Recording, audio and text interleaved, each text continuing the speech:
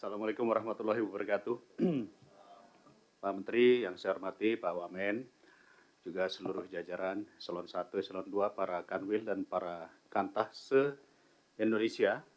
Saya tidak mau mengabsen Jawa Barat atau dapil saya, tetapi saya ingin memberi dua pertanyaan saja, yang mudah-mudahan ini bisa menjawab beberapa isu-isu kita. Yang pertama, Pak Menteri, kita mengapresiasi sekali apa yang sudah dilakukan dengan keterbatasan anggaran, tapi kelihatan sekali progresnya berjalan dengan baik. Nah, ini ada hal yang saya wajib menyampaikan dan perlu nanti saya minta Pak Menteri untuk mengklarifikasi. Jadi beredar cukup banyak saat ini rumor yang mengatakan bahwa tanah atau rumah atau apapun juga yang mungkin sudah terlantar atau tidak diurus itu akan diambil negara. Ini lagi ramai sekali. Bahkan di dalam acara Lebaran kemarin semua keluarga saya bertanya, benar nggak sih katanya rumah warisan itu akan diambil negara? Lalu saya mengatakan bahwa kita akan coba minta cross check karena ini ada Permen 20 tahun 2021 yang kurang lebih mengatakan bahwa rumah warisan kalau tidak diurus, tidak disertifikatkan atau tidak balik nama, itu nanti dalam beberapa waktu itu akan diambil oleh negara. Nah, tentu ini mengkhawatirkan banyak sekali orang warga masyarakat dapat tanah warisan, rumah warisan. Kalau orang zaman dulu itu NJOP-nya murah, Pak. Begitu dapat warisan, tiba-tiba NJOP-nya sekarang sudah ratusan juta. Ketika harus balik nama, itu antara 5-10% biayanya.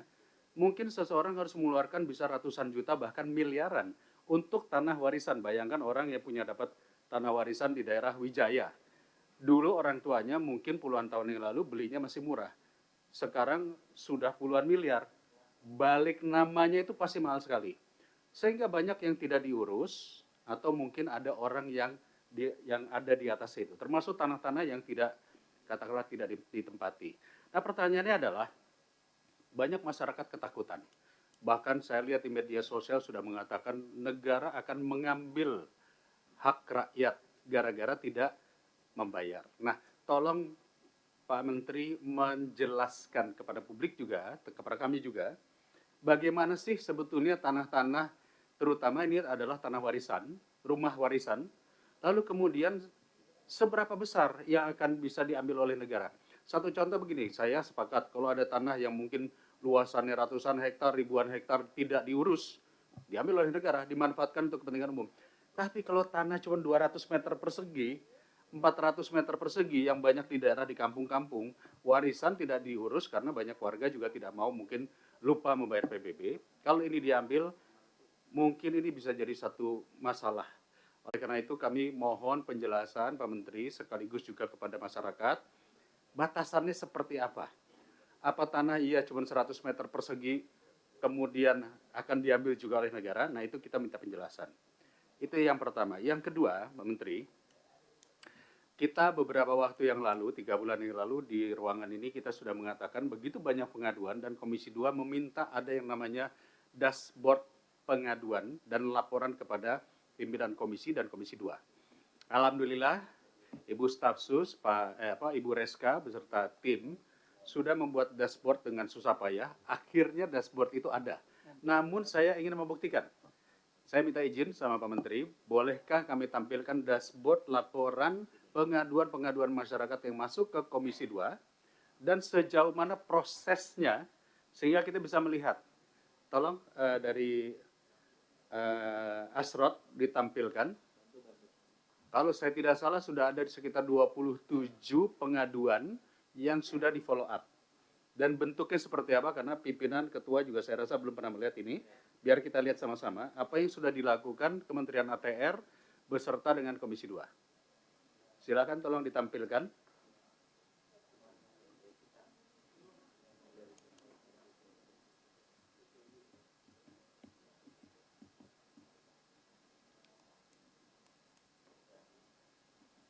Apakah bisa ditampilkan? Ini nanti Ayo, untuk sekretariat. menjawab Ya, ini untuk menjawab berbagai pertanyaan masyarakat yang mengadukan kepada Komisi 2, sehingga kita bisa melihat sejauh mana sudah berlangsung. Karena kalau kita hanya ketemu rapat-rapat saja tetapi follow up-nya tidak ada, ini mungkin akan sulit. Tolong dimasukkan, nick-nya dimasukkan. Dan biasanya ini adalah nama pengadu yang akan dimunculkan. Ini kawan-kawan juga mungkin baru lihat kali ya. Oke, kita lihat ini apa hasil kerja tim ATR BPN beserta dengan Setkom. Bisa dimasukkan?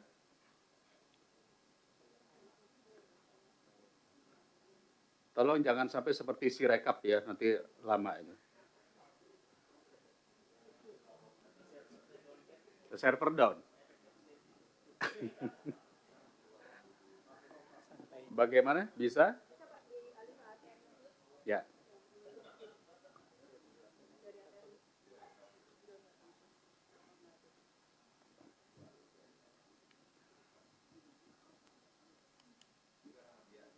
Ya, pakai nama siapa saja dulu, yang penting masuk. Ini nama pengadunya, Pak. Nama pengadunya. Oke. Ini satu contoh ya. Muhammad Basuki Yaman. Pengaduan warga kampung Cirapuan telah menempati wilayah tersebut selama hampir 200 tahun. Bener nih. Oh, pada masa kolonial. Nama kampung Cirapuhan diubah menjadi Dago Elos. Oh, di Bandung nih. Dago Elos. Untuk mengubah riwayat sejarah tanah. Sejak 40 tahun terakhir, mafia tanah dengan intimidasi dan manipulasi dokumen mulai mengklaim warga. 3 oknum mengatasnamakan masyarakat adat setempat menguatkan klaim palsu atas tanah tersebut. 4 hak warga atas tanah dipersulit, termasuk pemeriksaan ulang terhadap sertifikat resmi yang dimiliki warga. Beberapa pihak telah menerima rekomendasi hak atas tanah yang tidak sesuai dengan bukti kepemilikan yang sah. Status proses. Oke, tindak lanjutnya apa? Proses kasasi di Mahkamah Agung dengan menunggu putusan pengadilan yang berkekuatan hukum tetap. Lalu, apa upaya yang dilakukan kanwilnya dan kantahnya? Ada? Belum ada. Nah, begini. Kalau ini tidak ada, ini baru laporan namanya. Follow up-nya ini yang kami inginkan, apa yang dilakukan oleh BPN setempat. Apakah kanwil? Kalau ini kan saya tahu kanwil Jawa Barat. Kantahnya berarti kantor tanah Kota Bandung. Itu mesti ada tulisannya itu, harus ada pelaporannya. Ya. Jadi jangan sampai nanti dashboard ini hanya sekedar tindak lanjut saat ini sudah berada di katakanlah kepolisian atau di pengadilan. Kita ingin tahu apa yang dilakukan. Jadi mohon izin Pak Menteri, saya pikir ini perlu ya. Proses kasasi di Mahkamah Agung menunggu keputusan hukum yang tetap. Misalnya, Kanwil sudah melakukan ini, Kantas sudah melakukan ini, peraturan menteri sudah keluar ini, PP sudah seperti ini, gitu. Itu hampir sama seperti kasus pagar laut, seperti apa. Karena yang diinginkan oleh masyarakat adalah follow up-nya apa. Ya, tolong nanti Ibu Staf Sus beserta tim, kami mohon ini dibuatkan data tindak lanjutnya. Saya pikir seperti itu Pak Ketua, cukup? Terakhir masalah penjelasan tanah warisan. Itu tidak betul Pak. Ya kan, ini sebetulnya memang ya sedang kita telusuri. Berita ini muncul dari kesalahan medsos. Kantang Gresik, maksudnya baik. Ya kan, tapi ternyata impact-nya jelek. Maksudnya itu ngasih informasi menjelang Idul Fitri, karena pada kumpul, biasanya kan pada ngomong warisan. Kalau ini tanah-tanah warisan sebaiknya segera disertifikasi. Karena kalau tidak disertifikasi, nanti berpotensi menjadi tanah terlantar.